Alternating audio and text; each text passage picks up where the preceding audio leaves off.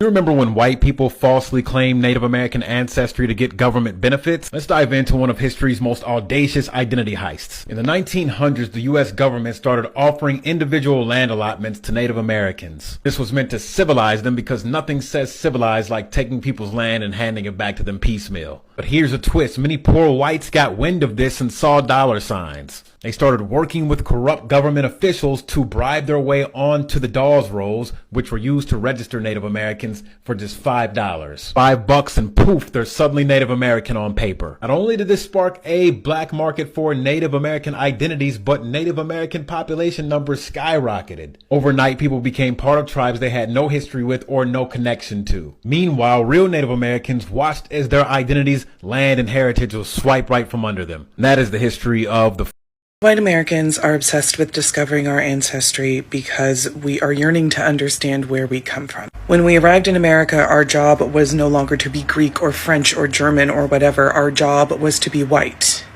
and embark on the project of whiteness, right? The problem, of course, besides the violence, is that a mere 2 to 3 generations later, we're so hungry to figure out where we come from because whiteness is rootless. It's too new and it hasn't really done anything good for the world. We crave roots that have more nourishment. But I'm going to tell you now why the search for your European ancestors is always going to be fruitless and futile, and also why it's going to be okay anyway.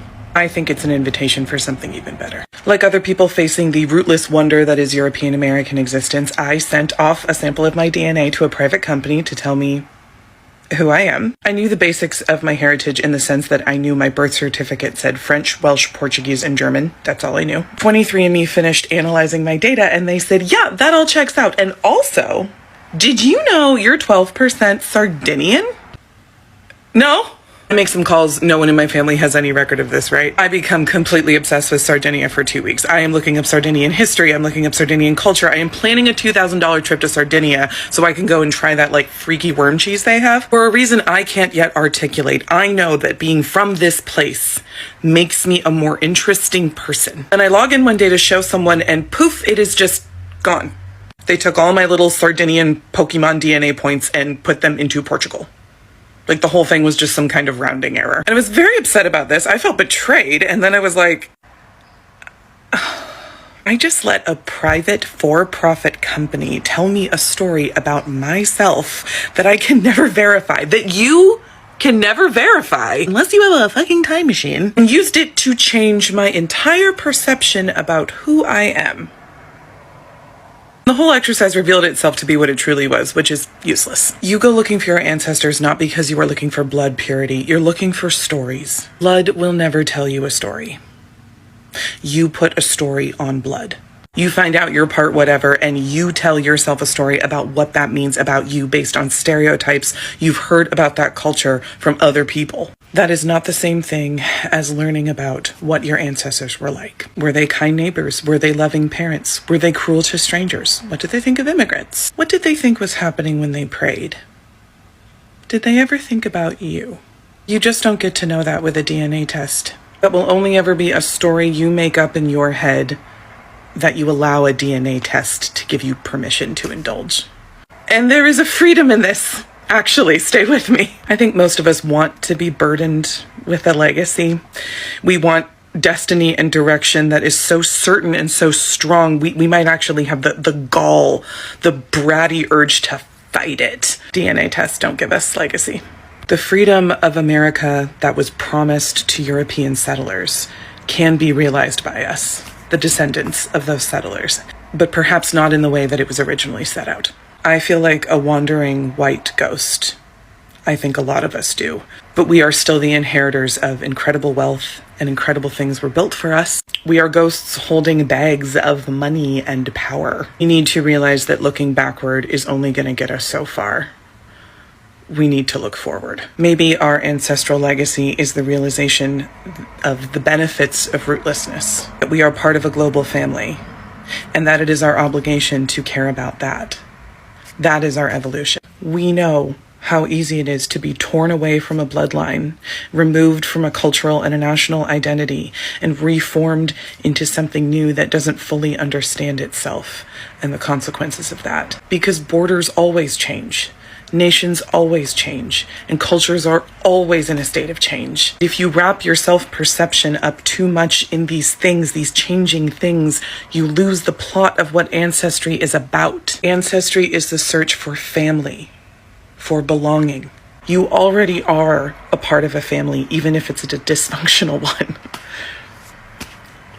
Care about that. Craziest thing about going to Europe as an American for me was seeing the way that white people's skin ages in its natural habitat.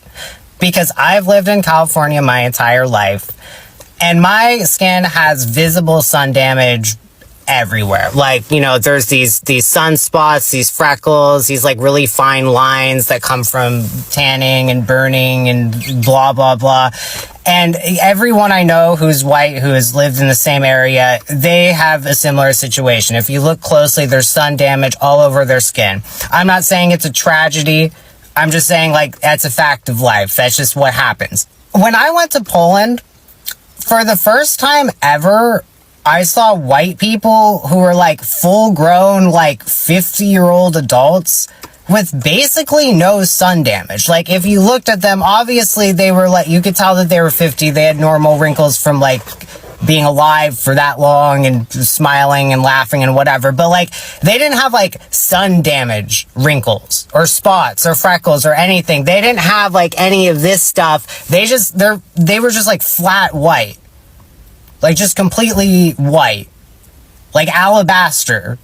And it was crazy because I've never even, like, seriously thought that was possible. I didn't know. I mean, I guess I know it makes sense historically that if your skin evolved for that place, it wouldn't get damaged. But I've just never seen that before in America ever. And it was just so shocking to me. And it just made me think about how unfit for the environment white people truly are in America. Like, I sometimes wish I was African American, you know, because I think at least people don't bash them afterwards when they say something, you know, about a reality, which is like, you know, we live in a xenophobic environment, right, not just course. the you know, not just the academy, obviously, just the entire world, you know. Mm-hmm. But like, it's very hard for a woman to open it. I think even hard. I think it's probably the hardest to be a woman, because feminists is probably something that people hate above all. Like, I don't think it's nothing worse than being a woman in this business. I really believe there's nothing worse. Actually, in America, because in France, it's Okay, so in case you can't tell, I'm a white guy of European descent, and I'm very proud of my heritage. I'm very proud of my ancestors. I had ancestors that sailed to North America on the Susan Constant back in the early 1600s. And I talk about all of this very openly on my channel, but it seems like every time I talk about the massive successes and contributions of white people to the world, but more specifically to America, I have someone coming in trying to discredit that and give credit to someone else. Now, primarily, this looks like someone trying to claim that instead of whites building the United States, it was actually slaves. And look, I'm sure we can all agree that slaves contributed to the success of the economy in the South. That does not mean that they built America. I mean, trying to say that slaves built the United States is like trying to say that a janitor at Walmart is responsible for the success of the company. Like, bro, what? Do you think these people were the brains behind the operation? And just FYI, European immigrants built way more cities and infrastructure. History Month, and since it's June 1st, I figured why not talk about white history for a month, starting with Greenwood, Oklahoma.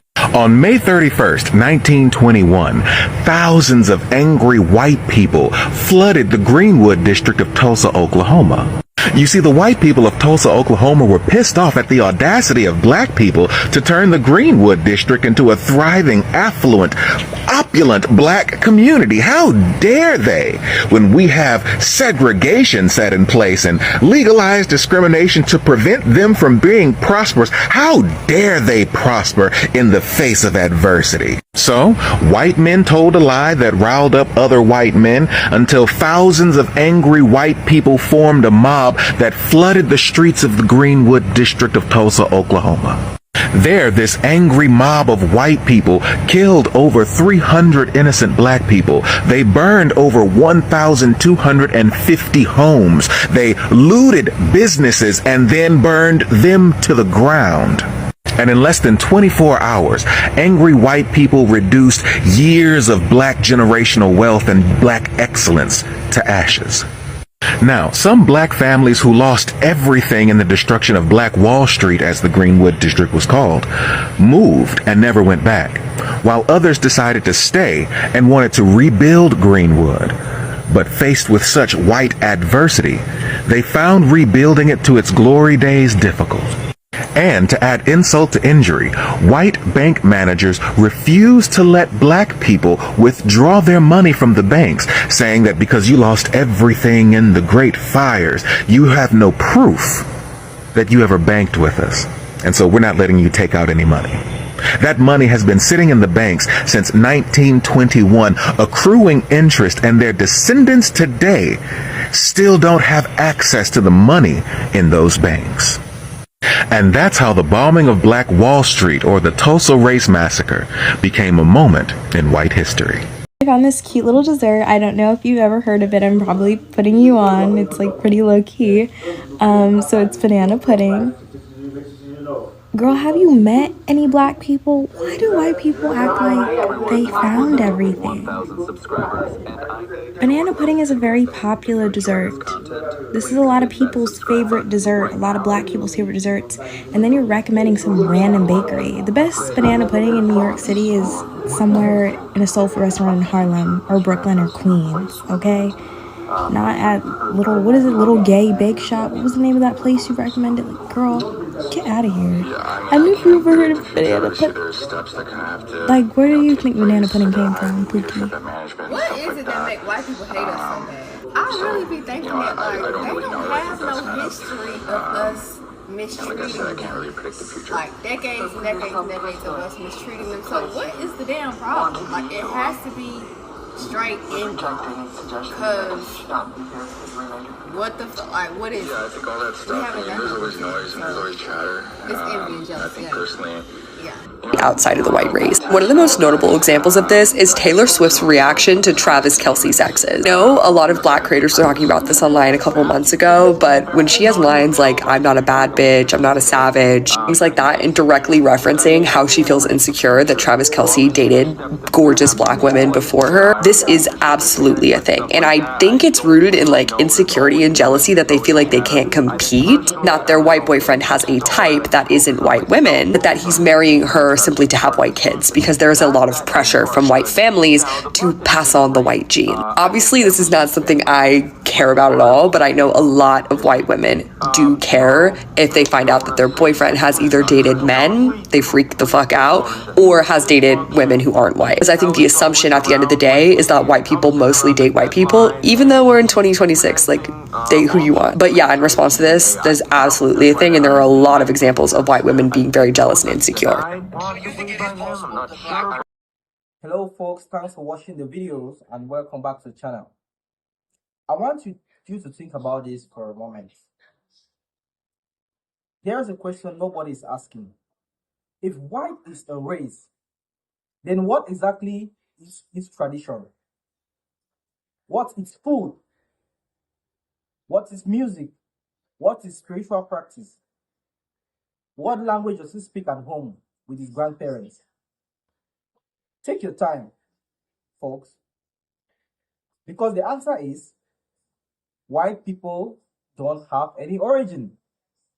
If you want to be honest with yourself, white has no culture, white has no ancestors, white has no homeland. You can't point to a single map and say this belongs to the whites.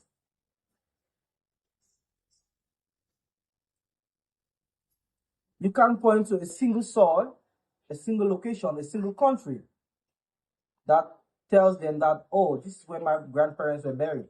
Most of the white people in America just find themselves there. They migrated from Europe, and even from Europe, the parents in Europe don't know where they migrated from. The other parents migrated from. So white people in general don't have any culture. They don't have any identity. That's why most white folks are out there doing DNA tests, wanting to know where they're from, you know, all these